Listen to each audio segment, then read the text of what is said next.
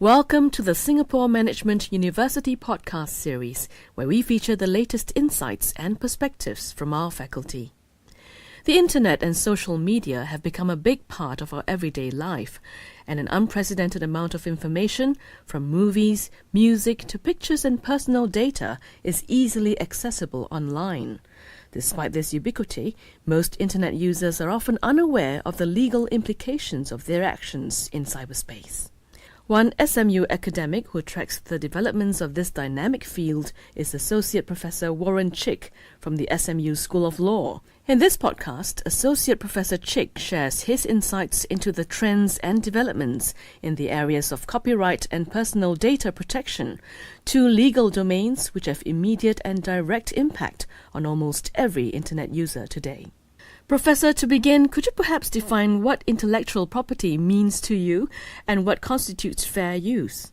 Well, if you talk about intellectual property, it's actually a package of rights. It applies to copyright and trademarks, patents, and so on. But I think what you're referring to probably is more in the line of copyright law, where it's really an area of law designed to protect interests of creators and to ensure that they reap the rewards of their intellectual creations. The reason why we have copyright law is to ensure that it encourages people to create things. In the past, it has, of course, to do with books, writing, and so on. But of course, that has developed, and now people create, there's a lot more opportunity for creativity, such as audio, video recordings, and now even content on the internet. So almost everybody now is a content creator, and there's this phenomenon called the user-generated content. So everybody is creating things, and everybody, in a sense, have copyright or rights over what they create as well. And this right is exclusive to them. So for example, if I set up a log page, a blog, and I write things on it, and I take pictures and I post on it, all the content belongs to me. I have the right to reproduce it.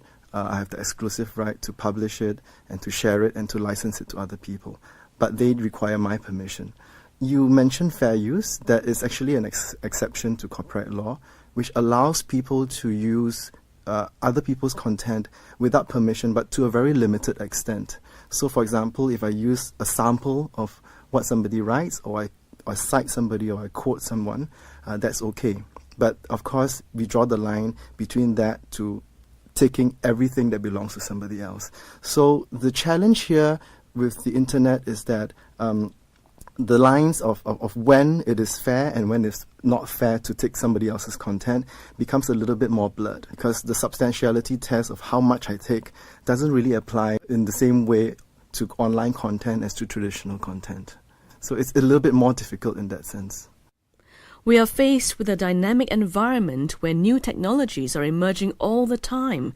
What have you observed to be the impact of such new technologies on copyright laws? And what are the key challenges facing content authors around the world? Well, the biggest challenge to content authors, for that I think mainly I refer to the broadcast or the media industry.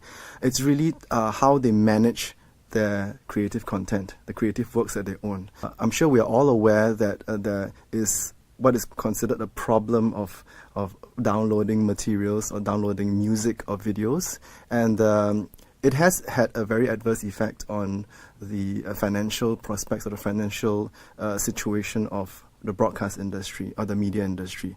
So the immediate solution for them is, of course, to try to enforce copyright law, to try to sue people who are appropriating content or allegedly appropriating content for infringement. But there is only one way or one tactic, and it has not been proven to be very successful. There is, of course, a great difficulty in taking action against individuals, and there will be a backlash from individuals as well, who are used to sort of taking content online or listening to music online for free.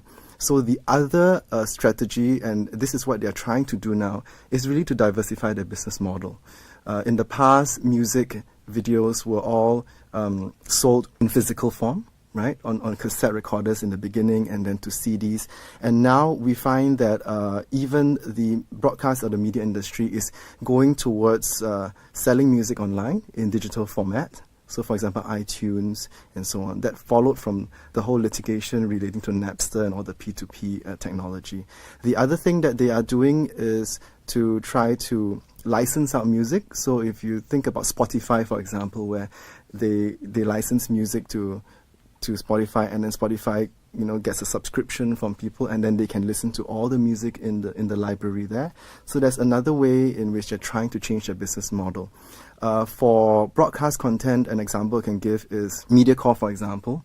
Right, MediaCorp has now set up websites where they replay old TV programs for individuals, and that's in response, or in effect, it's a challenge to the online platforms which actually allow for the free recording and broadcasting of these contents. So there was recently a legal challenge between Record TV and MediaCorp. Record TV is an online sort of recording device, and the courts came on the side of Record TV. So the only response that MediaCorp could come up with was to create Syn and MSN, to do something similar, to challenge the upstart.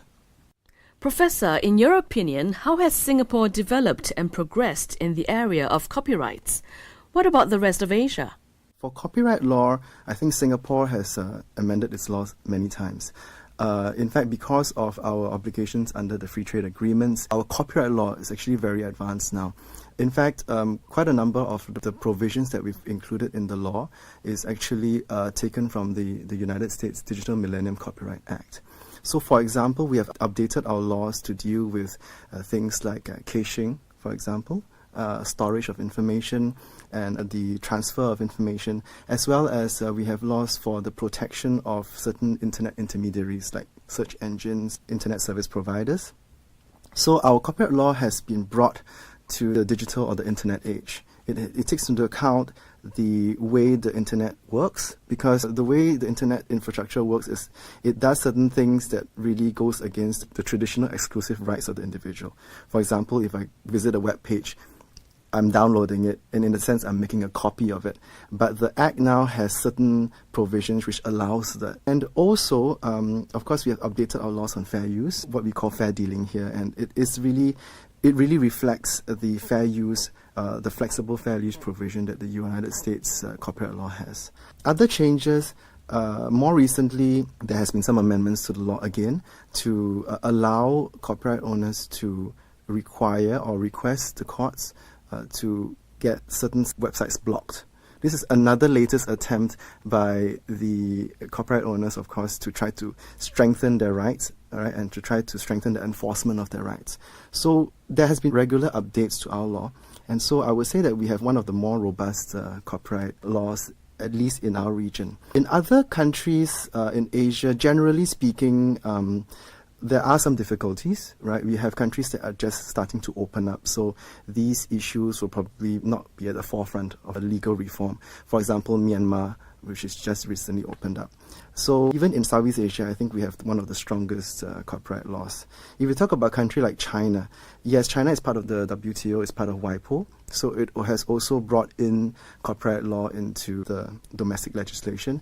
But I think for countries like that, the challenge is really to change mindset, because the idea of protection of intellectual property and not sharing information is quite new, and it's a cultural thing, and I think they need time to change. And also, of course, there is a certain lower level, I would say, generally, of enforcement there. But of course, it's starting to pick up, because as more and more, generally speaking, Western businesses enter into the China market, they will of course insist on protecting their rights. And there are more and more cases of big companies bringing action against smaller companies for infringement in China. So it is getting there, but it will take some time.